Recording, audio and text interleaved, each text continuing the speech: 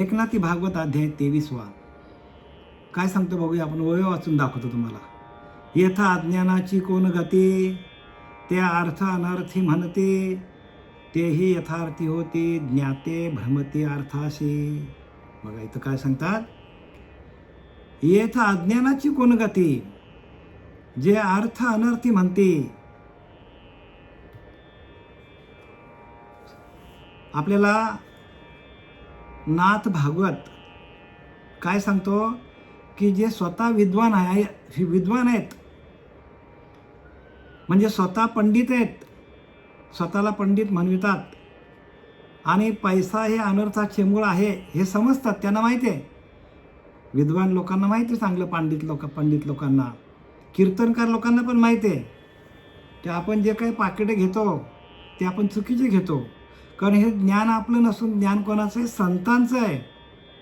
संतांनी आपल्याला फुकट दिलं आहे आणि ते ज्ञान फुकट आपण घेऊन जर लोकांना फुकट वाटलं नाही तर आपण फुकट जातो. लक्षात घ्या. म्हणून देते घेते ते नरका जाते असे तुकोबाऱ्या सांगतात. कशामुळे सांगतात ते? इथं तेच सांगायचं नाथ बाबांना की स्वतः विद्वान म्हणवतात स्वतःला, पण पैसा हे अनर्थाचे मूळ आहे समजतात, पण तेही धनार्जनामागे लागतात. धनाच्या मागे धावतो तो प्रत्येक माणूस. आता मी बघितले काय काय पंडित आहेत किंवा ब्राह्मण आहेत, ते किती फी घेतात हो. एक यज्ञ करायचे म्हणा, कितीतरी ते पैसा कमवतात, पण शेवटीला त्यांचा पैशाचा मोह सुटतच नाही हो. आणि केवढे मोठे मोठे बंगले बांधलेत त्या लोकांनी ह्याच्या जीवावर. तुम्ही जर इकडे गेलेत ना आपल्या मोठ्या मोठ्या तीर्थक्षेत्रावर, तर तिथे येणारे भक्त असे कुरुम असतात, बारीक असतात अंगाला, पण देवाची सेवा करणारे जे ब्राह्मण आहेत ते अगदी टुमदार, अगदी जाडजूड असतात मारलेले. असं का होतं? तर ते धनावरती काय होतात, धनावरती त्यांना मोह झालेला असतो धनाचा, आणि खाऊन पिऊन मस्त असतात ते. कारण पैसा भरपूर मिळतो आणि पैशाच्याच मागे लागतात. पण त्यांना हे कळत नाही की आपलं नामसंकीर्तन जे साधन आहे ते विसरतात. आणि नामसंकीर्तन साधन जर आपण केलं तर आपल्यातला सगळा मळ निघून जातो. तुम्ही हवन करा, यज्ञ करा, पंडित व्हा, ब्राह्मण व्हा, तीर्थाला जा, तरी पण तुमच्या अंगातला काय जो पाप आहे किंवा जो मैल आहे ते निघणार नाही.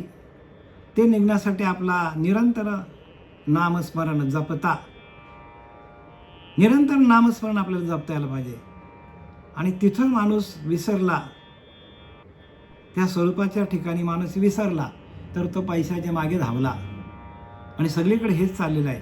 म्हणून परत परत सांगण्याची वेळा तुम्हाला काय येतो की येथा अज्ञानाची कोण गती. अज्ञान जाऊ द्या, अज्ञानी लोकांकडून समजा पैसा भरपूर कमावला जातो, पण जे अर्थ अनर्थी म्हणते, जे मोठे मोठे पंडित सांगतात की अर्थामध्येच म्हणजे पैसा हाच माणसाला अनर्थ घडून आणतो, ते हे अर्थार्थी होती. बघा, ते पण धनवान होतात, धनाढ्य बनतात बरं का.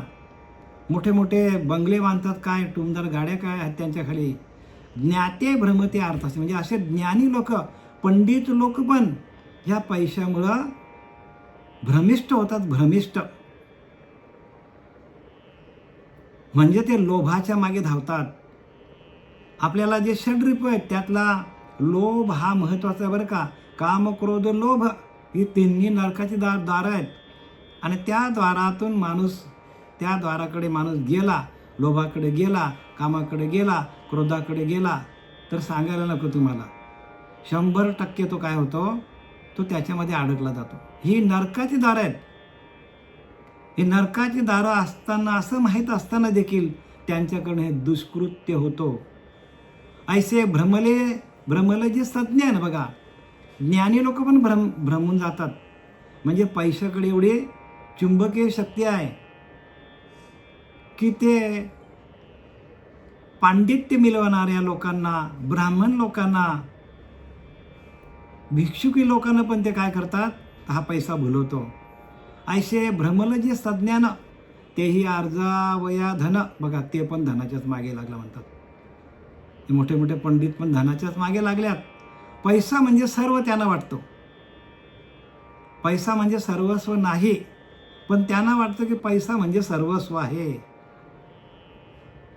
युक्तायुक्त प्रयत्न, बरे वाईट प्रयत्न करतात बघा. युक्तायुक्त प्रयत्न अनुदिनी जाण स्वये करीती.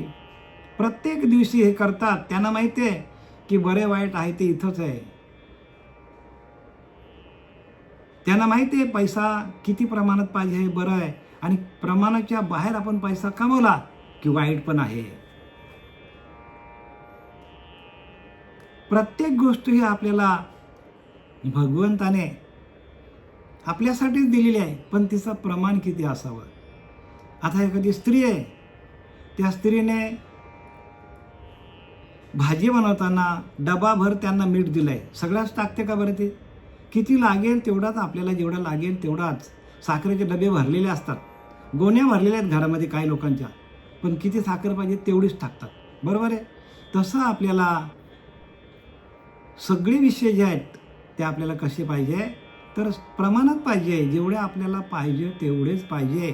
त्याच्यापेक्षा जास्त आपल्याकडं कुठलाही विषय झाला तर तो आपल्याला त्रास देणार आहे. म्हणून आपल्याला संचय करायला सांगितलं नाही.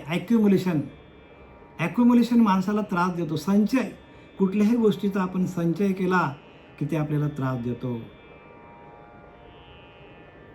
ऐसे भ्रमले जे सज्ञान, बघा, भ्रमिष्ट झाले आज सज्ञानी, ज्ञानी असून पंडित असून, ते अर्जाव्या धन युक्तायुक्त प्रयत्न अनुदिनी जाण स्वये करीते.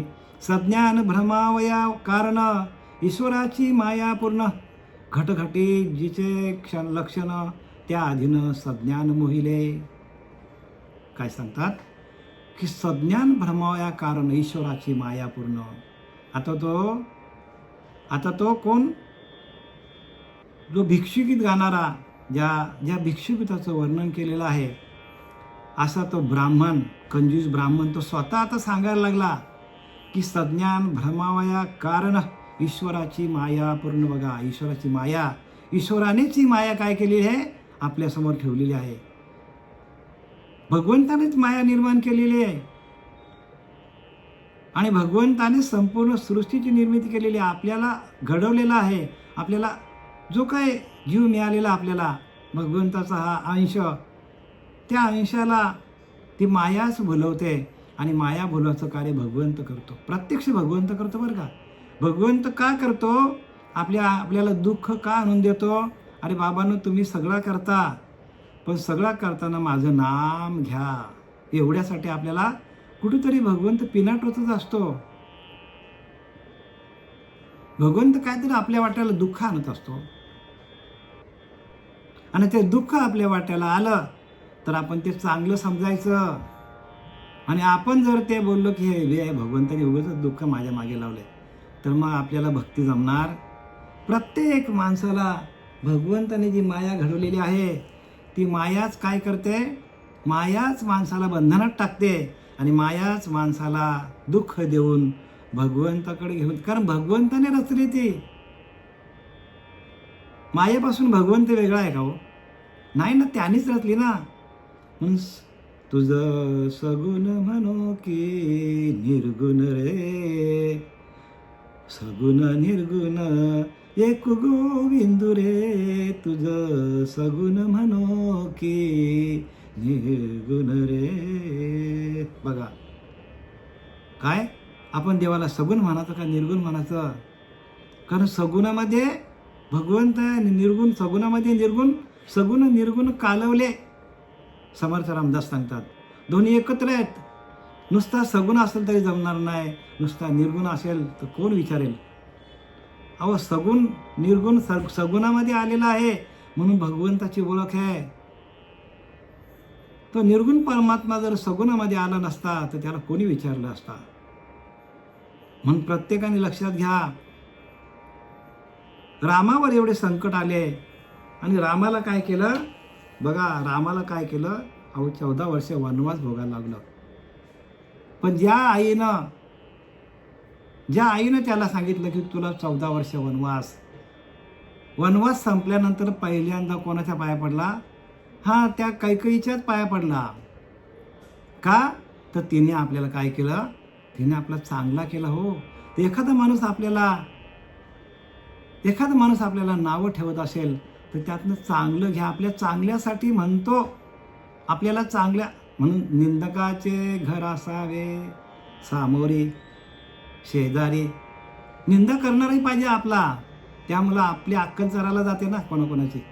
मग निंदका जर एखाद्याने निंदा केली तर ते आपल्या चांगल्यासाठी असं समजा, त्यातनं चांगलं घ्या हो. निंदेमध्ये पण चांगलं आहे. कोणी निंदो अथवा वंदो आमचा धंदो हरिगोविंदो. बघा, कोणी निंदो अथवा वंदो, आपल्याला भगवंताचं नामस्मरण जमलं पाहिजे. आता ही माया काय करतो, सज्ञान भ्रमावया कारण ईश्वराची माया पूर्ण. बघा, मायाच काय करते तर भ्रमात टाकते माणसाला. आणि अशा त्या कंजूस ब्राह्मणाला, ही कथा आहे बरं काय भागवतामधील, त्या कंजूस ब्राह्मणाला काय केलं, मायेनंच भुलवलं.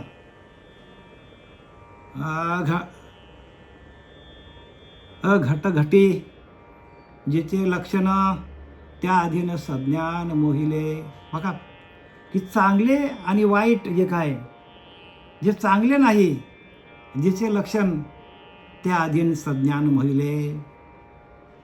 आणि त्या भ्रमामध्ये काय होतो, सज्ञानी माणूस त्या मोहामध्ये अडकतो. कृष्णमाया मोहिले पंडित. भगवंतानेच काय केलंय, ती कृष्णमाया, कृष्णाचीच लीला आहे ती. त्या कृष्णाच्या लीलेनेच काय केलं, मोहित केलं पंडितांना. बघा, म्हणजे प्रत्येक माणसाला अक्कल शिकवणारी कोण आहे, ही भगवंताची माया. म्हणून ज्याच्यावरती लक्षात घ्या, ज्याच्यावरती अनेक प्रसंग येतात तोच पुढे जातो बरं का. तोच काय होतो, भगवंताचा भक्त होतो. आणि म्हणून काय लिहिलं आहे की नको काय लिहिलंय ते, की नको म्हणा गुंतू माया झाली काळाला जावली ग्रासावया काळाची बा उडी पडेल जेव्हा सोडविना तुझला माय बाप. म्हणजे काळ काय करतो, त्या मायेच्या रूपामध्ये काळच आपल्याला काय करतो, त्या भुलवता आपल्याला काय करतो, काळ आपल्याजवळ येतो आणि मायेच्या रूपाने येतो. आणि आपल्याला तो काय करतो, काहीतरी आपल्याला व्याधी लावून देतो, काहीतरी आपल्याला भ्रमिष्ट करतो. आणि भगवंताचीच ही काय रचना आहे की एखाद्या माणसाने माझ्याकडे यावा, माझं भजन करावं, माझ्या स्वरूपाला यावं ह्याच जन्मामध्ये, म्हणून भगवंताची माया झाली रचतो. म्हणून इथं स्पष्टपणे लिहिले आहे की सज्ञान भ्रमावया का ईश्वराची माया पूर्ण. म्हणजे ईश्वरानेच माया केलेली आहे. आणि ईश्वराची मायाच काय करते, ईश्वर मायेच्या रूपाने आपल्या समोर येतो. आणि घटघटी जिचे लक्षणं त्या अधीन सज्ञान मोहिले. कृष्णमाया मोहिले पंडित. बघा, नव्हे म्हणाल हा इत्यर्थ, जे जोडिताती अर्थ निज सुखार्थ भोगेच्या. म्हणजे काय, कृष्ण माया मोहिली जग, हे संपूर्ण जग आहे ना, ते देवाच्या मायेमुळे पंडित काय होतात, मोहात पडतात. असे म्हणणे खरे नाही. तेच लोक आपली विषय शक्ती पूर्ण करण्यासाठी द्रव्याचा संचय करतात. बघा, हेच लोक काय करतात की विषय शक्ती पूर्ण करण्यासाठी द्रव्याचा संचय करतात. कोण, मोठे पंडित जे आहेत ते माया अघटित गोष्टी घडवितो म्हणून सज्ञानी मोहात पडतात. माया काय करते, जे नको घडायला पाहिजे ते घडून आणते. आणि सज्ञानही मोहात पडतात. देवाच्या मायेमुळे पंडित मोहित होतात. बघा, आणि काय होतात, असे म्हणणे खरे आहे. तेच लोक आपली विषयासक्ती पूर्ण करण्यासाठी द्रव्याचा संचय करतात. हे म्हणणं खरं आहे. पण आपली विषयांच्या आसक्ती सोडत नाही ते आणि द्रव्याचा संचय करतात. असं कोण सांगतो की जो कंजूस माणूस आहे, जो कंजूस ब्राह्मण आहे, तो सर्व हे आता इतिपासून मितीपर्यंत सगळा सांगायला लागला. म्हणजे त्याच्या अंतःकरणामध्ये झालेलं दुःख तो आपल्यापर्यंत सांगतो. म्हणजे एखादा माणूस घायल असतो, एखादा माणूस पीडित असतो, तो त्याचे दुःख सांगतो, तसा हा काय करतो, हा दुःख सांगायला लागला. आता भोगा माझी जे म्हणती सुख, ते जाणावे केवळ मूर्ख. आता त्याला अनुभूती आली आणि तो सांगतो की भोगा माझे जे म्हणते सुख, ते जाणावे केवळ मूर्ख. हे मूर्ख आहेत म्हणतो लोक, कारण त्याला अनुभव आला. त्याला काय आलाय, अनुभव आला. अनुभव आले ते या जगात येत असे. म्हणजे काय, तर त्या कंजूस ब्राह्मणाला अनुभव आला आणि तो आता अक्कल शिकवायला लागला इतर लोकांना. बाबा मी तिकडे पोललोय, तुम्ही जाऊ नका, तुम्ही जाऊ नका, कारण मी काय झालेलं आहे, मी पीडित आहे. या मोहामध्ये मी पीडित झालो. कुठल्या मोहामध्ये, लोभामध्ये मी पीडित झालो आणि माझी अशी दुर्दशा झालेली आहे. आणि ती दुर्दशा मागच्या सगळ्या मुलांमध्ये आलेली आहे. भोगामध्ये जे म्हणते सुख, ते जाणावे केवळ मूर्ख. आणि आता सांगतो की जे भोगी लोक आहेत तेच मूर्ख आहेत सांगतात. म्हणून काय लिहिलंय की भोगी मन असू नये, देह दुःख त्रासू नये आणि पुढे आशा धरू नये जीवित्वाची. भोगी मन असू नये, समर्थ रामदास सांगतात, भोगी मन असू नये, देह दुःख त्रासू नये. भोगालाच, ज्याच्या शरीराला जास्त भोग आहेत, तोच माणूस जास्त दुःखी आहे, कारण त्याच्याच देहाला त्रास आहे. भोगातून रोग निर्माण होतात. जेवढं जेवढं आपण भोग घेऊ तेवढं रोग निर्माण होतात. बघा, एखादा माणूस खूप जेवतो, त्याला सगळ्या प्रकारचे रोग असतात. साध्या भाषेत सांगतो बरं का, बाकी मी जास्त खोलात जात नाही. खोलात गेलो तर पुष्कळ बोलता येईल आपल्याला. एखादा माणूस जाडजुड आहे, खूप जेवतो एकाच वेळेला बघा, आणि त्याचा पोटबीट मोठा. आपण बोलतो अरे एवढा जेवू नको बाबा, काय नाही, ऐकत नाही. खायचा जेवढा खातो, झोपतो पण तेवढाच. पण नंतर काय काय होतं, डायबिटीस काय, बीपी काय, शुगर काय, सगळे रोग त्याला होतात. सांगून ऐकतो का तो? ऐकत नाही सांगून. का? त्याला आवडता येत नाही मोह. तसा या पंडित लोकांना त्यांचा मोह, त्यांना पैसा कमवण्याचा मोह त्यांना अजिबात आवडता येत नाही. आणि द्रव्य संचय करतात, आणि संचय करणं आवाक्याबाहेर.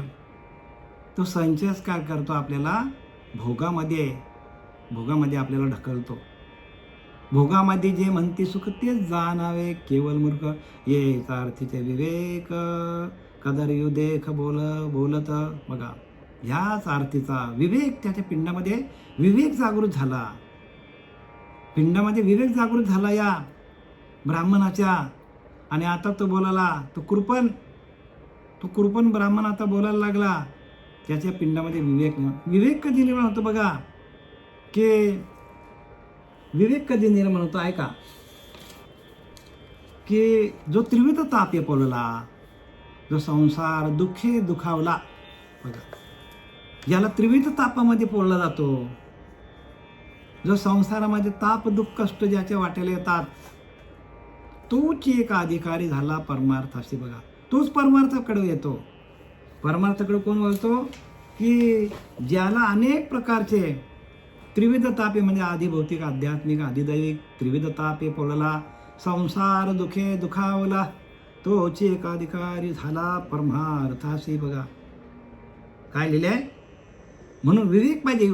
आणि वैराग्य विवेक विना आंधळे. पुढे सांगतात, वैराग्याशिवाय विवेक आंधळे हो. म्हणजे वैराग्य पहिल्यांदा पाहिजे.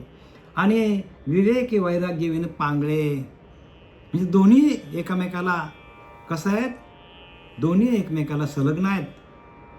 विवेक आणि वैराग्य दोन्ही पाहिजे. पण कधी येतील तुमच्याकडे, जर तुम्हाला अनेक प्रकारच्या व्याधी लागल्या, संसारामध्ये अनेक प्रकारचे ताप दुःख कष्ट झाले, तरच विवेक. आता आपल्याकडे जी माणसं टिकून आहेत ती विवेकी हो. प्रत्येक माणूस विवेकी. प्रत्येक माणसाला काहीतरी त्रास आहे, म्हणून तो आज आहे आपलं प्रवचन ऐकायला येतात. नाही तर कोण येत नाही महाराज. किती लोकांना बोलवा, हाय तरुण तर घ्या मजा करून, अशी परिस्थिती प्रत्येकाची. आणि डोळे उघडत नाही शेवटपर्यंत. ह्याला एकच कारण आहे, की कितीही संकट आले माणसावर तरी त्याला भगवंताची भक्ती करावी असं वाटत नाही, भगवंताचं नामस्मरण घ्यावं असं वाटत नाही. का तर त्याच्या पिंडामध्ये संपूर्ण पाप भरलेला आहे. सगळे विषय त्याच्या पिंडामध्ये आहेत आणि म्हणून त्याचा अंतःकरण मलिन आहे. जसं पाणी गढूळ आहे तर काही दिसत नाही, पण पाण्याला जर शांत करायचं असेल तर आपल्याला थांबावं लागतो. त्या पाण्याला शांत होण्यासाठी वेळ द्यावा लागतो किंवा तुरटी फिरवावी लागते. तुरटी फिरवली की अगदी 15-20 मिनिटामध्ये पाणी काय होतो. तसं आपल्याकडं प्रत्येक माणसाचं अंतःकरण मलिन आहे. मग मलिनतेला जर तुरटी फिरवायची असेल तर आपल्याला श्रीगुरूंनी दिलेलं नाम आहे, नाम, त्या नामाची तुरटी आपण फिरवली पाहिजे. सकाळी लवकर उठा, नामाची तुरटी तुमच्या अंतःकरणामध्ये फिरवा. प्रत्येकाचं अंतःकरण मलिन झालेलं आहे, प्रत्येकाचं अंतःकरण दूषित झालेलं आहे. आणि एकदा का पाणी शांत झालं तर तळाचं सगळं दिसतं. तसं आपलं मन शांत झालं तरच आपल्याला जे काय आपण वाचतो, जे काय आपण दिनमानचर्या करतो, जे दिवसभरामध्ये आपण काय बघतो, ऐकतो, ते सगळं आपलं कसं असेल आपल्या अंतःकरण शुद्ध असल्यामुळे, अंतःकरण शांत झाल्यामुळे प्रत्येक गोष्ट आपल्याला वैराग्यातून, विवेकातून, विवेकाची दृष्टी आहे, वैराग्याची दृष्टी आहे, ती दृष्टी तुम्हाला लाभली पाहिजे. दृष्टी बरं का, प्रत्येकाला विवेकाची दृष्टी पाहिजे. म्हणजे विवेकहीन जे जन ते जाणावे पशु समान, तयांच्या ऐकता भाषण परलोक कायचे. बघा, हे लोक जाऊ दे, हे लोक तर त्यांना नाहीच, पण परलोकाची पण प्राप्ती होणार नाही. विवेकहीन जे जन ते जाणावे पशु समान, पशुसारखे आहेत ते. त्यांना विषय भोगच आवडतात. काम वासना, क्रोध वासना, लोभ, सगळेच विषय त्यांच्याकडे. मग प्रत्येकाने आपलं अंतःकरण शुद्ध व्हावा याच्यासाठी सातत्याने प्रयत्न करायला पाहिजे.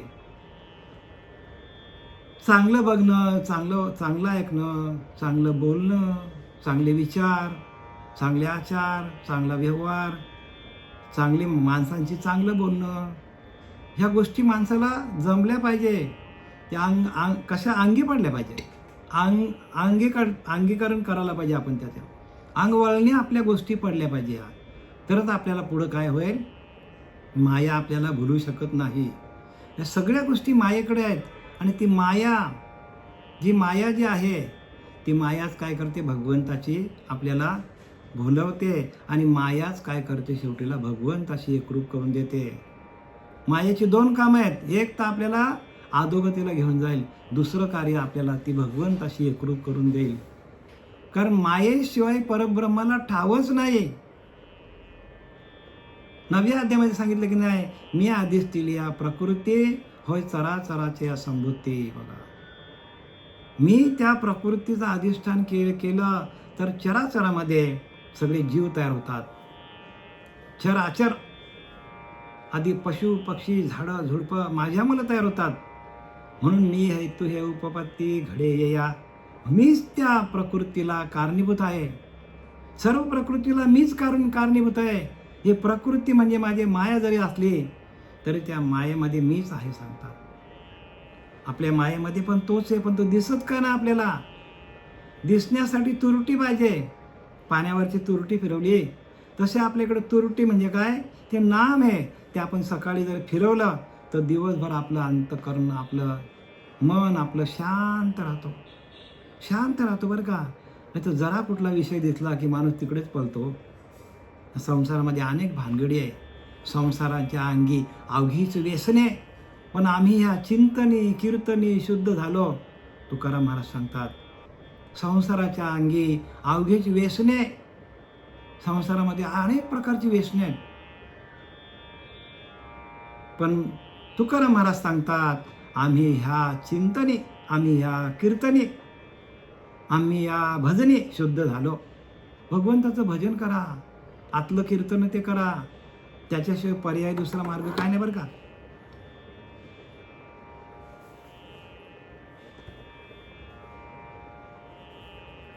आणि म्हणून प्रत्येकाने काय करायला पाहिजे, प्रत्येकाने सकाळी उठून ध्यान करायला पाहिजे.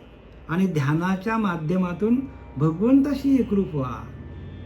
आता इथं लिहिलंय, भक्तांचे अज्ञान हरी याची लागी नावे तो हरी. काय सांगतात की भक्तांचे अज्ञान जे आहे ते अज्ञान हरण करणारा, अज्ञान घालवणारा, हरण करणारा हरी आहे. म्हणून त्याचं नाव हरी आहे. काय नाव? हरी कशावरून नाव पडलंय? भक्तांचं अज्ञान हरण करणारा तो हरी. म्हणून हरी हरी हरी हरी म्हणता मोक्ष लाभे तत्वता. हरी हरी म्हणता. जसं जसं तुम्ही हरी हरी हरी हरी म्हणत म्हणत जाल तसं तसं तुमच्यातलं अज्ञान आपोआपच नष्ट होईल, अंतःकरण शुद्ध होईल. हरी बोला देता, हरी बोला घेता, उठता बसता हरी बोला. हरी बोला एकांती, हरी बोला लोकांती. बघा, प्रत्येक ठिकाणी हरी बोलायला सांगितलंय. का हरीचं व्याख्याच अशी आहे की भक्तांचे अज्ञान हरी याची लागी नावे तो हरी. म्हणून त्याचं नाव हरी पडलंय. भक्तांचं अज्ञान हरण करणार तो हरी. त्याने कृपा करून पुरी विवेकांतरी उपजीविला. तोच कृपा करतो आपल्या अंतःकरणावर, आणि आपल्या अंतःकरण त्याने कृपा केली की आपल्याला वैराग्य आणि विवेक निर्माण होतात. आणि काय करतात? विवेकांतरी उपजविला. म्हणजे त्यानेच माझ्या अंतःकरणामध्ये काय केलं? विवेक निर्माण केला. असा हा आपला ब्राह्मण सांगतो. ब्राह्मण काय सांगतो? की त्यानेच, त्या भगवंतानेच काय केलं? मायेचा खेळ रचला.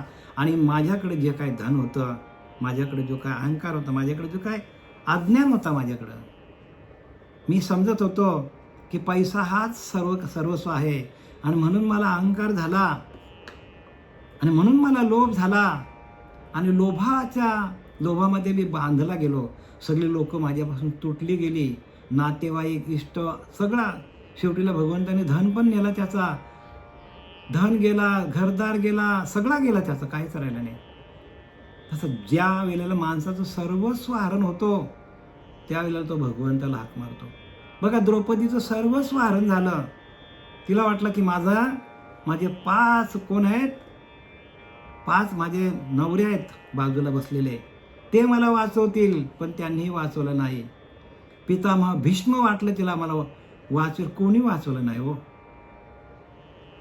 पितामह भीष्म असं वाटलं तिला, भीष्माला हाक मारली, सगळ्यांना तिने हाका मारल्या, पण कोणीही तिला वाचवलेलं नाही. कारण तिला माहिती कोणीच उपयोगाला आलं नाही. मग तिने वर हात केले आणि भगवंताला हाक मारली. कोठे गुंतलाशी द्वारकेच्या राना. बघा काय सांगितलंय? द्वारकेच्या राना. भगवंत जवळ आहे आणि म्हणतो द्वारकेला आहे, ती सांगते. मग भगवंत पण उशीर आला का? ती बोलतो कोठे गुंतलाशी द्वारकेच्या राना. आता भगवंत काय द्वारकेला आहे का? मला सांगा. भगवंत तुमच्या आमच्या मध्येच आहे. आपल्याला पण असं वाटतं तीर्थाला भगवंत, ह्या मंदिरामध्ये भगवंत, आज सोमवार उपवास आहे, आज सोमवारची भक्ती करा, मंगळवार कुठे आणखी कुठल्या मंदिरात जा, सोमवारी शंकर, मंगळवारी आणखी कुठल्या देवीच्या मंदिरात, बुधवारी आपल्याला कुठला तर विठ्ठल, गुरुवारी दत्त महाराज. असे आपण दिवसाला काय करतो? आपण बदलवतो हो. पण असं न करताना त्या द्रौपदीने पण हाक मारली आणि भगवंत जवळच होता, आणि भगवंताने तिला वस्त्र पुरवलेले आहेत. सगळंच हातातलं गेला हो तिच्या. तसं आपल्याकडलं सगळं जेव्हा जाईल तोपर्यंत आपण वाट बघतो, या लोभी माणसासारख्या, लोभी ब्राह्मणासारखा. तर तसं करू नका. मग काय करायचं? की जोवर हे सगळं सिद्ध आहे, जोपर्यंत आपली इंद्रिय सगळे आहेत, तोपर्यंत भगवंताचं भजन करा. एकदा इंद्रिय शिथिल झाली की भगवंताचं भजन पण होत नाही बरं का. हे प्रत्येकाने ध्यानात घ्या. आणि जे आपले लोक नसतील हजर, त्यांना पण सांगा की महाराजांचं प्रवचन असं झालं काल. सांगा एकमेकाला. तरच तुमचा काय होईल? तुमच्यामध्ये तो ज्ञान आहे ना, तो असं काय होईल? तुमच्या रोमारोमामध्ये तो ज्ञान प्रकाशित होईल. तुम्ही सांगा, वाटण्याचं काम करा. वाटलं ज्ञान तर वाढेल. फोन आला कोणाचं, त्यांना हे ज्ञान सांगा ना. जरी आपल्याला वेळ बोललं तरी चालतील, काय प्रॉब्लेम नाही. आपण वेळेच आहोत. वेडे असतात ते संत असतात, लक्षात घ्या. आणि तसं संतांसारखे वागा, संतांसारखे वागा तुम्ही. आणि संतांची जी लक्षणे ती आपल्या अंगामध्ये बांधली पाहिजे. प्रत्येक लक्षण आपल्या अंगामध्ये संतांचं बांधलं पाहिजे. कारण संत त्याची देव आहेत, संतच देव आहेत. आणि आपण संत झालो तर आपणच देव आहोत. लांब कुठे जायचं आपल्याला. तुकोबरायाचं नाव घेतो, ज्ञानोबरायाचं देव आहेत ते. का तर त्यांनी त्या भगवंताला काय केला, हृदय मंदिर साठविलं. हो, हृदय मंदिर साठविलं त्याला आणि त्याचं भजन केला. तसं तुम्ही आम्ही काय करायला पाहिजे, हृदय मंदिरामध्ये भगवंताला साठवा, त्याचं भजन करा. झालेली सेवा आपली सच्चिदानंद सद्गुरू श्रीपाद बाबा, रामदास बाबा, नारायण बाबा, रोहिदास बाबा, नाना बाबा, पांडुरंग दिवेकर बाबा यांच्या चरणी समर्पित करीत आहे.